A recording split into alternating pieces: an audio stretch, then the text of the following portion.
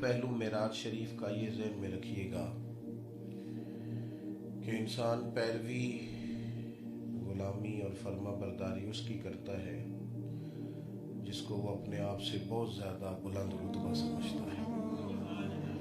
جب تک کسی کو فضل و کمال والا، جود و نوال والا، حسن و جمال والا نہیں سمجھتا، پیروی نہیں ہوتی۔ اس لیے اللہ تعالیٰ نے انبیاء کرام علیہ السلام کو بے شمار معجزات عطا فرمائے۔ ہمارے ہاں ماحول میں جب سے لوگ عقل کے ترازو کو لے کر کے بیٹھے ہیں اور دین کے بنیادی نظریات کو بھی عقل کے ترازو پر تولتے ہیں، تو وہ اس بات کو سمجھتے نہیں ہیں کہ انبیاء کے معجزات، ان کا اعزاز، یہ لوگوں کو ان کی غلامی کی طرف لائے گا، فرما برداری کی طرف لائے گا۔ اللہ تعالیٰ نے نبی اکرم علیہ السلام کو بے شمار معجزات عطا فرمائے ہیں، بلکہ قد جاکم برہان من ربکم، حضور کا سارا وجود ہی معجزہ ہے۔ ہمیں جس طرح نبی پاک کے اخلاق عالیہ کی، حضور علیہ السلام کی بتائی ہوئی خوبصورت تعلیمات کی تبلیغ کرنی ہے، اس طرح ہمیں آنے والی نسل کو حضور کے معجزات، کمالات، فضائل، خصائل، شمائل، اس سے بھی آگاہ کرنا ہے۔ یہ اہم عنوان ہے کتاب و سنت کا۔ جگہ جگہ اللہ تعالیٰ نے قرآن مجید میں نبی پاک کے فضائل بیان فرمائے۔ باقی جہاں تک تعلق اس بات کا ہے کہ فلاں صاحب یہ کہہ رہے تھے کہ فلاں بات میری عقل میں نہیں آتی، تو یاد رکھیے گا کہ حضرت سلیمان علیہ السلام کا تخت ہوا میں اٹھتا ہے، بڑے لوگ پریشان ہوتے تھے اس پر، ہمارے بزرگ اس کا جواب لکھتے تھے اور بڑی اس پر گفتگو ہوتی تھی کہ جناب اتنا وزنی تخت ہوا میں کیسے اڑ سکتا ہے۔ اب یہ اعتراض اس لیے نہیں ہوتا کہ اب جہاز روز اڑتا ہے جہاں اور اتنا ہواؤں میں اڑتا ہے، اتنا اڑتا ہے اور اتنا وزن لے کے اڑتا ہے کہ بس جو بیٹھ جاتے ہیں وہ الحمدللہ کہہ کے بیٹھ ہی جاتے ہیں۔ اب وہ اعتراض چھوڑ گئے ہیں، اب اس پر ڈسکس نہیں ہوتی۔ پھر ایک زمانہ تھا جب لوگ یہ کہتے تھے کہ چھوٹے چھوٹے کنکر تھے ابابیلوں کے منہوں کے اندر، تو اتنا بڑا ہاتھی اور اتنا چھوٹا کنکر، یہ کیسے ہاتھی مر گئے، کس طرح یہ کام ہوا؟ معاذ اللہ اس پر لوگ گفتگو کرتے تھے۔ پھر بندوق کی گولی ایجاد ہو گئی، کہنے لگے نہیں ذرا پریشر سے لگے تو مر جاتا ہے ہاتھی۔ اب یہ والا اعتراض بھی چھوڑ گئے۔ تو یہ وقت آتا ہے، اور وہ جو لوگ تھکی تھکی باتیں کرتے ہیں نا، بعض اوقات کمزور بات بیان کرتے ہیں، کہتے ہیں جی اب تو فلاں چیز کو سائنس بھی مان گئی ہے، تو میں کہتا ہوں سائنس نہ بھی مانے،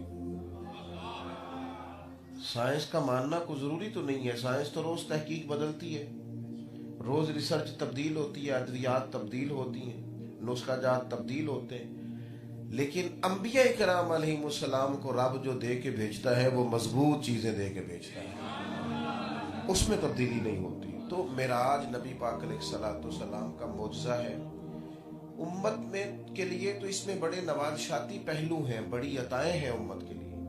بجائے اس کے کہ اپنے حصے کا کرم سمیٹا جائے، اپنے حصے کی رحمت سمیٹی جائے، لوگ، اور ویسے بھی میں دیکھتا ہوں اب تو بحث ہی بحث رہ گئی، بحث ہی بحث رہ گئی۔ کئی دفعہ بڑی دیکھیں علماء کریں گے کبھی احقاق کے حق کے لیے کہیں گفتگو کرنی ہوئی، لیکن میری طرح کے طالب علم، آپ لوگ، ہم سب کا کام تو عمل کرنا تھا۔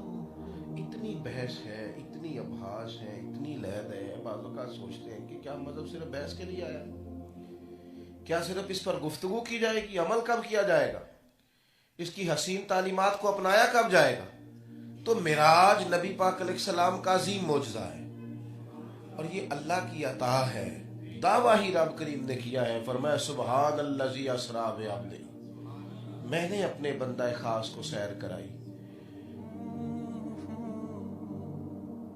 عروج ہمیشہ وہی ہوتا ہے جو رب اپنے فضل سے عطا کرتا ہے، جو کسی وقتی گیم کا نتیجہ ہو اور کسی خاص مہرے کا نتیجہ ہو، وہ چیزیں آتی ہیں بڑی تیزی سے اور پھر جاتی ہیں پھر بھی بڑی تیزی سے۔ عروج وہ ہوتا ہے جو اللہ عطا کرے، شان وہ ہوتی ہے جو رب عطا کرے۔ اور اللہ تبارک، اور ایک اور بات بھی عرض کروں، بعض اوقات بہت سارے لوگ ایسے ہوتے ہیں جن کے پاس بڑی قابلیت ہوتی ہے، قبولیت نہیں ہوتی. بعض لوگ اتنے قابل نہیں ہوتے لیکن پتہ نہیں اللہ بڑا مہربان ہے، بعض چیزوں کی قبولیت بڑی ہو جاتی ہے اور وہ بات بن جاتی ہے، نکل جاتی ہے خالص اللہ کی. وہ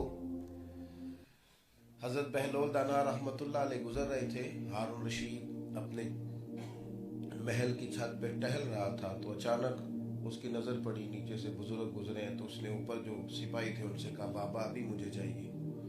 انہوں نے ایک ڈولی پھینکی، ٹوکری پھینکی، رسیاں باندھ کے. جو نیچے سپاہی تھے انہوں نے جبرن پکڑ کے حضرت بہلول دانا کو ڈالا، اوپر کھینچ لیا، حضرت کے سامنے، حضرت کو سامنے بٹھا لیا ہارون رشید نے، اور کہنے لگا ایک مسئلہ پوچھنا تھا.